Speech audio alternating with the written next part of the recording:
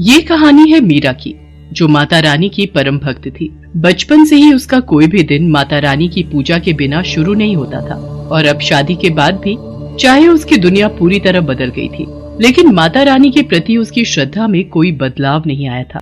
जय अम्बे गौरी मैया, जय श्यामा गौरी, तुमको निस दिन ध्यावत, मैया जी को निस दिन ध्यावत, शिव ब्रह्मा ओम जय अम्बे गौरी।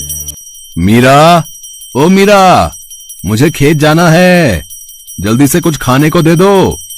मीरा ने माता रानी की आरती को छोड़कर अपने पति की बात का कोई जवाब नहीं दिया। तभी उसके दोनों बच्चे पिंकी और मोनू वहां आ गए और अपने पिता कन्हैया से बोले, बाबा स्कूल जाना है, अगर देर हुई तो मास्टर जी बहुत डांटेंगे। आप माँ को बोलो ना हम दोनों के लिए खाने का डब्बा देने को। मैं क्या बोलूं बेटा, देख तो रहे हो तुम्हारी माँ का ये पूजा पाठ जब तक खत्म नहीं होता तब तक तो वो ना तो किसी की बात सुनेगी और ना ही अपनी जगह से हिलेगी। लगता है आज हम सबको भूखा ही जाना पड़ेगा। इतना कहकर कन्हैया दोनों बच्चों के साथ घर से बाहर जाने लगा, लेकिन उससे पहले ही मीरा ने आवाज दी, अरे रुक जाओ जी, इतना भड़कने से पहले जरा अंदर कमरे में जाकर देख तो लेते, खाना बनाकर कब का रख दिया है मैंने। और तुम दोनों, तुमसे कहा था ना कि खाने का डिब्बा तुम दोनों के बस्तों में मिलेगा, सुनते नहीं हो एक बार में। बस करो मीरा, बच्चे ही तो हैं, नहीं ध्यान दिया होगा। हाँ ये बच्चे हैं और आप 60 साल के बूढ़े, सब कुछ हाथ में चाहिए। अब चलिए, माता रानी की आरती तो छुड़वा ही दी बीच में, अब चलकर खाना खा लीजिए, भूखे पेट तो नहीं जाने दूंगी घर से बाहर। और तुम दोनों नाश्ता करके फौरन स्कूल जाओ, वरना मास्टर जी से पहले मैं तुम दोनों की पिटाई कर दूंगी। मीरा गुस्से में थी क्योंकि उसे माता रानी की आरती बीच में ही छोड़नी पड़ी थी। वो सब कुछ बर्दाश्त कर सकती थी, लेकिन माता रानी की पूजा में विघ्न उससे बर्दाश्त नहीं होता था। कन्हैया और बच्चों को भेजने के बाद मीरा ने तसल्ली से माता रानी की पूजा और आरती की और फिर घर के बाकी कामों में लग गई। तभी अचानक घर के दरवाजे पर किसी ने दस्तक दी। अरे राजेश्वर भैया, पिंकी के बाबा तो खेत गए हैं। हाँ भाभी, मैं खेत से ही आ रहा हूँ। वो कन्हैया, उसे सांप ने काट लिया भाभी, पता नहीं कहाँ से आ गया खेत में, एकदम काला और बड़ा सांप था। ये क्या कह रहे हो भैया, पिंकी के बाबा ठीक तो है, कहाँ है वो? सब लोग उसे अस्पताल लेकर गए हैं और मैं आपको खबर करने चला आया, आप जल्दी से मेरे साथ चलो। मीरा ने फौरन जाकर माता रानी के सामने से चरणामृत उठाया और भागी भागी अस्पताल पहुंची, लेकिन तब तक बहुत देर हो चुकी थी। डॉक्टर साहब, मुझे मेरे पति के पास ले चलिए, ये माता रानी के नाम का चरणामृत है, इससे मेरे पति को पिलाना है, मुझे पता है इसे पीते ही वो बिल्कुल ठीक हो जाएंगे। देखिए, हमें माफ कीजिए पर अब कुछ नहीं हो सकता। सांप का जहर आपके पति के शरीर में कुछ ही मिनटों में फैल गया था, यहाँ आते आते काफी देर हो गई, वो अब नहीं रहे। डॉक्टर की बात सुनते ही मीरा के हाथों से चरणामृत का बर्तन जमीन पर गिर गया और वो खुद भी बेहोश हो गई। मीरा ने कभी सपने में भी नहीं सोचा था कि कन्हैया इस तरह उसका साथ छोड़कर चला जाएगा, पर मीरा अब कुछ नहीं कर सकती थी। उसे अपने दोनों बच्चों की खातिर खुद के अलावा हालात को भी संभालना था। कन्हैया के पास खेत के नाम पर बहुत ही थोड़ी सी जमीन थी, जिसमें एक वक्त में वो एक ही सब्जी या अनाज उगा पाता था। जब कन्हैया की मौत हुई तो उस वक्त खेत में कटहल की फसल लगी हुई थी, लेकिन ये किस्मत का खेल ही था कि खेत में उगे हुए लगभग सारे कटहल कीड़ा लगने की वजह से खराब हो गए थे। तो अब मीरा के सामने बड़ी मुश्किल थी। हे भगवान, सिर्फ ये एक कटहल ही थोड़ा बहुत ठीक दिख रहा है, पूरी की पूरी फसल खराब हो गई, अब क्या होगा? मीरा उदास मन से उस कटहल को लेकर घर पहुंची। उसके मन में यही उधेड़-बुन थी कि वो अब खेत में क्या बोएगी और बीज खरीदने के लिए उसके पास पैसे कहां से आएंगे। इसी बीच उसकी नजर अपने पूजा घर पर पड़ी, जहां माता रानी के सामने भोग का बर्तन बिल्कुल खाली था। हे माता रानी, ये मुझसे कैसा पाप हो गया, जल्दी खेत जाने के चक्कर में माता रानी को भोग लगाना ही भूल गई, माफ करना माँ, मैं अभी भोग के लिए कुछ बना कर लाती हूँ। मीरा फौरन रसोई में गई, लेकिन राशन के सारे डिब्बे पूरी तरह से खाली हो चुके थे। कन्हैया के जाने के बाद से ही हालात खराब होते चले गए। घर का सारा राशन खत्म हो चुका था, तो अब ना तो मीरा और उसके बच्चों के लिए कुछ खाने को था और ना ही माता रानी का भोग बनाने के लिए, सिवाय उस एक कटहल के जो मीरा अपने खेत से लेकर आई थी। हे माता रानी, मुझे भागन को माफ करना, सिवाय इस एक कटहल के मेरे पास और कुछ भी नहीं है जिससे मैं आपको भोग लगा सकूं। मुझ गरीब पर दया करो माँ और इस भोग को स्वीकार करो। मीरा ने रोते हुए उस कटहल को माता रानी के सामने रख दिया और फिर पूरी श्रद्धा के साथ माता रानी की पूजा की। दोनों बच्चे भी उसके साथ माता रानी के सामने हाथ जोड़े बैठे रहे। फिर माता रानी की आरती के बाद माँ अब तो आरती हो गई ना, मुझे माता रानी का प्रसाद दो ना जल्दी से, बहुत भूख लगी है, सुबह से कुछ भी नहीं खाया। नन्हे से मोनू की बात सुनकर मीरा को और भी रोना आ गया। उसे समझ नहीं आ रहा था कि आखिर वो उस कच्चे कटहल को बिना पकाए अपने बच्चों को कैसे खिलाए, लेकिन फिर भी उसने कटहल को माथे से लगाया और उसे काटने लगी। हे माता रानी, काश ये कटहल थोड़ा बहुत पक गया हो ताकि मेरे बच्चे कुछ तो खा सके। इसी उम्मीद के साथ मीरा ने पूरा कटहल काट दिया और ऐसा करते ही उसकी आंखें चमक उठी। हालांकि वो कटहल खाने लायक तो नहीं था, लेकिन फिर भी उसके अंदर कुछ ऐसा था जो बहुत ही अनोखा था। माँ, इस कटहल के बीज इतने क्यों चमक रहे हैं? क्योंकि ये बीज सोने के हैं पिंकी, ये जरूर माता रानी का चमत्कार है।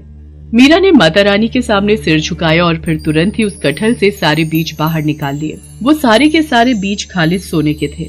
मीरा ने उनमें से एक बीज गांव के सुनार के पास जाकर बेच दिया। उस बीज के बदले मीरा को काफी सारे पैसे मिल गए, जिससे सबसे पहले मीरा ने बच्चों को पेट भर खाना खिलाया और फिर घर के लिए काफी सारा राशन भी खरीद लिया। माँ, माता रानी ने सब ठीक कर दिया ना? अब तो हमारे पास इतने सारे सोने के बीज हैं, तो हमें कभी कोई परेशानी नहीं होगी। अब तो हम बिना कुछ किए ही हमेशा खाना खा सकते हैं, है ना? नहीं बेटा, भले ही माता रानी का आशीर्वाद हमारे साथ है, पर हमें मेहनत का साथ नहीं छोड़ना चाहिए। मीरा जानती थी कि उसे उन सोने के बीजों का क्या करना है। उसने अगले ही दिन जाकर सबसे पहले अपना पूरा खेत साफ किया और फिर वो सारे सोने के बीज उस खेत की मिट्टी में बो दिए और देखते ही देखते कुछ ही दिनों में वहाँ कटहल के नए पेड़ उगाए। मीरा ने उन सभी पेड़ों का बहुत अच्छे से ख्याल रखा और फिर कुछ ही दिनों बाद उन सभी पेड़ों पर काफी बड़े बड़े कटहल भी उगने लगे। पिंकी, ले बेटा, फिलहाल ये कटहल खाने लायक हो गया है, इसे अलग ले जाकर रख दे, शाम को घर ले जाएंगे। माँ, एक बात तो बताओ, ये सारे पेड़ तो उन्हीं सोने के बीजों से उगे हैं ना, तो क्या इन सारे कटहलों में भी सोने के बीज निकलेंगे? हाँ बेटा, माता रानी का आशीर्वाद रहा तो ऐसा जरूर हो सकता है। मीरा की बात सुनकर पिंकी बहुत खुश हो गई, लेकिन पास ही खड़े गांव के मुखिया के कान एकदम से खड़े हो गए। अच्छा, तो ये बात है, तभी मैं सोचूं कि ये कन्हैया की लुगाई के पास खेती करने के पैसे आए कहाँ से। जरूर ये कोई जादू का चक्कर है, लेकिन जो भी हो, बात सोने की है तो मुझे कुछ तो करना ही पड़ेगा। मुखिया एक नंबर का लालची आदमी था। वो सारा दिन मीरा के खेत के आसपास ही मंडराता रहा और फिर शाम के वक्त जैसे ही मीरा खेत से घर गई तो मुखिया ने अपने कुछ आदमियों के साथ मिलकर मीरा के खेत से सारे कटहल चुरा लिए और उन सबको अपने घर लेकर आ गया। मुखिया ने अपने घर के सभी सदस्यों को उन कटहलों को काटने में लगा दिया, लेकिन उनमें से एक भी कटहल में सोने का नामो निशान नहीं था। दूसरी तरफ मीरा जो एक कटहल अपने घर लेकर गई थी, उसे उसने पहले की तरह ही सबसे पहले माता रानी को भोग लगाया और फिर पिंकी ने उसे काटा। माँ देखो, देखो माँ, इस कटहल में भी सोने के बीज हैं। पिंकी की बात एकदम सही थी। एक ही खेत से निकले कटहलों में आया ये अंतर कुछ और नहीं बल्कि इंसान की अलग अलग फितरत का नतीजा था। मुखिया लालची था, उसे किसी तरह बस सोना चाहिए था, इसीलिए उसे कुछ नहीं मिला। जबकि मीरा मेहनती होने के साथ साथ माता रानी की भक्त भी थी, जिसका फल उसे ऐसे ही कटहलों के रूप में आगे भी मिलता रहा।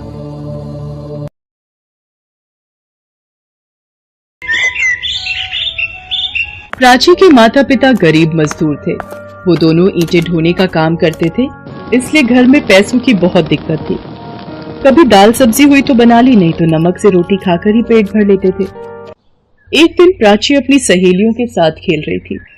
उसकी सहेली कोमल उससे बोली, प्राची, कल हम सब सहेलियां गांव के बाहर लगा मेला देखने जा रही हैं, तू भी हमारे साथ चल। मेला देखने? पर मुझे पहले माँ बापू से पूछना पड़ेगा। ठीक है, शाम तक पूछकर बता देना, वरना हम सब चले जाएंगे। प्राची घर जाती है और मेले में जाने की बात करती है। माँ, कल कोमल और मेरी बाकी सहेलियां गांव के बाहर मेला देखने जा रही हैं, मुझे भी उनके साथ जाना है। प्राची, तुझे तो पता है आजकल तेरे बापू और मुझे मजदूरी का काम नहीं मिल पा रहा है, और जो थोड़ा बहुत काम मिलता है उसमें बहुत कम पैसे मिल पाते हैं। मेले में जाने के लिए तुझे कम से कम 50 रुपए की तो जरूरत पड़ेगी ना। माँ, मैं वहाँ से कुछ भी नहीं खरीदूंगी, बस ऐसे ही घूम कर लौट आऊंगी। मालती, अगर प्राची जाना चाहती है तो उसे जाने दे। हमारी बच्ची वैसे भी हमारे साथ कहीं घूमने नहीं जाती है। प्राची, तू कल मेले में घूम आना। सच बापू? आप बहुत अच्छे हो। ये ले, तू ये 20 रुपए रख ले और अपने लिए वहाँ से कुछ खरीद लेना। प्राची को 20 रुपए देते हुए उसके पिता और माँ की आंखों में आंसू आ जाते हैं। आज वो पैसे को मोहताज थे, पर फिर भी अपनी बेटी के चेहरे पर आई मुस्कान देखकर उनकी आंखें भर आती हैं। अगले दिन प्राची कोमल और अपनी बाकी सहेलियों के साथ मेला घूमने जाती है। माला, पूजा, प्राची, ये देखो, मेला घूमने के लिए माँ ने मुझे 200 रुपए दिए। मेरी माँ ने भी मुझे 200 ही दिए। और तुम्हें पूजा, प्राची? 150 रुपए लाई हूँ। वो मैं 20 रुपए? बस इतने में तो एक छोटी सी गुड़िया भी नहीं आ पाएगी। पूजा, माला, चलो सामने कठपुतली का खेल देखते हैं। 20 रुपए की टिकट है, तुम तीनों देख लो, तब तक मैं पानी पीकर आती हूँ। प्राची जानती थी उसके पास कम रुपए हैं, इसलिए वो ऐसे ही मेले में घूमती रही। बापू ने बड़ी मुश्किल से ये रुपए मुझे दिए थे। मैं इन रुपयों से घर के लिए कुछ खरीद लेती हूँ। पर यहाँ तो कुछ भी नहीं दिख रहा है ऐसा। क्या हुआ प्राची? तूने तो ना ही कुछ खाया और ना ही कुछ खरीदा। हम देख कितना कुछ खरीद लाए, इतनी सारी खिलौने, चूड़ियाँ, पर तेरे पास तो पैसे ही नहीं थे। अब चल, बहुत देर हो रही है, हम सब घर वापस चलते हैं। प्राची सब सहेलियों के साथ घर वापस आने लगती है। तभी उसकी नजर एक बूढ़ी औरत पर पड़ती है। फूल गोभी ले लो बेटी, आज सुबह से एक भी फूल गोभी नहीं बिकी, तुम्हारी बड़ी मेहरबानी होगी। अगर मैं फूल गोभी खरीद कर ले जाती हूँ तो माँ बहुत खुश होंगी। रात को हम इसकी सब्जी बनाकर रोटी के साथ खा सकेंगे। वैसे भी बापू के पास इतने पैसे नहीं होते कि हम रोजाना ताजी सब्जी बनाकर खा सके। क्या सोच रही है प्राची? जल्दी चल, घर जाने में देर हो गई तो माँ डांट लगाएंगी। अम्मा, मेरे पास ये 20 रुपए हैं, आप इनका मुझे गोभी का फूल दे सकते हो? हाँ बेटा, लो, ये गोभी का फूल 20 रुपए का है। मुझे तेरे ऊपर तो हंसी आती है प्राची। तू मेला घूमने आई है और क्या खरीद कर ले जा रही है? गोभी का फूल। सब सहेलियां जोर जोर से हंसने लगती हैं। प्राची गोभी का फूल खरीद कर घर आ जाती है। प्राची बेटा, वो रुपए तो तेरे बाबूजी ने तुझे मेला घूमने के लिए दिए थे और तूने उन रुपयों से कुछ भी नहीं खाया, ना ही अपने लिए कुछ खरीदा। मेरी बच्ची, वहाँ भी तुझे घर का ही ख्याल आया। मालती, हमारी प्राची सचमुच बहुत समझदार हो गई है। चल, अब तू बैठ, मैं गरम गरम इस फूल गोभी की सब्जी बनाती हूँ, फिर हम तीनों मिलकर खाना खाएंगे। मालती सब्जी बनाने के लिए गोभी काटने बैठती है। गोभी देखने में बहुत बढ़िया और ताजी है। काश एक गोभी का फूल और होता तो ज्यादा सब्जी बन जाती। मालती देखती है वहाँ एक गोभी के फूल की जगह 2 गोभी के फूल हो जाते हैं। ये क्या जादू है? ये कैसे हो सकता है? यहाँ पर तो एक ही गोभी थी, पर अब 2 फूल कैसे हो गए? एक बार 4 फूल बोलकर देखूं। गोभी के 4 फूल मेरे सामने आ जाए। मालती के सामने गोभी के 4 फूल आ जाते हैं। वो हैरान हो जाती है और वो प्राची और उसके बापू को आवाज लगाती है। माँ, ये तो सचमुच जादुई फूल गोभी है। हम जितने भी गोभी के फूल बोएंगे, हमारे सामने उतने ही गोभी के फूल आ जाएंगे। अभी गोभी के फूल में से एक अप्सरा उत्पन्न होती है। घबराओ नहीं, मैं एक अप्सरा हूँ। मैं धरती लोक से गुजर रही थी। मैंने इस प्यारी सी बच्ची को देखा कि किस तरह से ये किसी गरीब की मदद कर रही थी। मेरे से रहा नहीं गया और मैं इस फूल गोभी में वास कर गई और प्राची के साथ यहाँ तक आ गई।